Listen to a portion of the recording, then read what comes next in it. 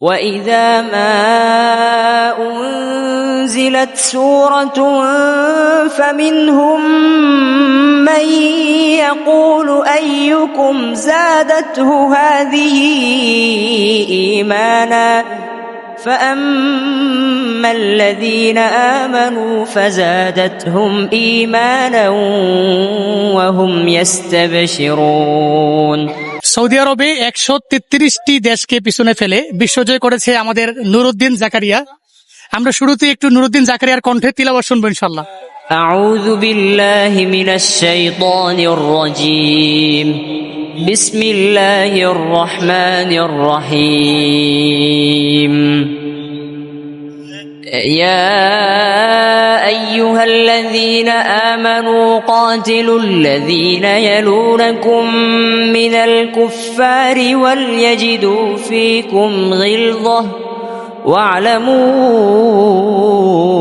أن الله مع المتقين وإذا ما أنزلت سورة فمنهم من يقول أيكم زادته هذه إيمانا فأما الذين آمنوا فزادتهم إيمانا وهم يستبشرون صدق الله العظيم।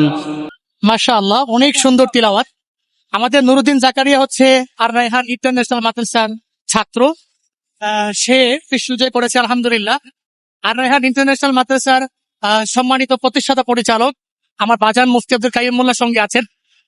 উনি এখন একটু মন্তব্য করবেন ওনার কাছে কেমন লাগছে। আমি আশা করবো যে ওনার কাছে অনেক বেশি ভালো লাগছে, আমাদের কাছেই তো ভালো লাগছে, কারণ এই সাতখোলা বাসে আমরা বিশ্বজয়ী হাফেজদেরকে সংবর্ধনা দিতে পারছি। এবং এই যে সামনে দেখতে পাচ্ছেন একটা ফুটওভার ব্রিজের মধ্যে কতগুলো মানুষ দাঁড়িয়ে আছে, তারা সবাই এক নজর বিশ্বজয়ী হাফেজকে দেখতে চায়। এদের প্রত্যেকের ভিতরেই কোরআনের অনেক প্রেম আছে। বাজার, এই যে একটা ভালো লাগা, এটা আপনার কাছে কেমন লাগছে? আমি শুধু একটা কথা বলবো যে কোরআন যে ঘরে নাজিল হয়েছে সেই ঘরে পৃথিবীর সর্ববৃহৎ প্রতিযোগিতা 133 দেশকে পিছনে ফেলে আর রায়হান মাদ্রাসা ইতিহাস সৃষ্টি করেছে, প্রথম হয়েছে। এবং এই বিজয় সমগ্র বাংলাদেশের 18 কোটি মানুষের। আমাদের জুনায়েদ আল হাবিব আজকে এই বিশ্বজয়ী হাফেজকে সংবর্ধনা জানাতে এসেছে। আমি জুনায়েদ আল হাবিবকে আন্তরিক মোবারকবাদ জানাই এবং সমগ্র বাংলাদেশের সকল মাদেরকে আমি বলবো, আপনার সন্তানকে বিশ্বজয়ী হাফেজ বানান, আপনার সন্তানকে বিশ্বজয়ী হাফেজ বানান, আপনার সন্তানকে বিশ্বজয়ী হাফেজ বানান। আসলে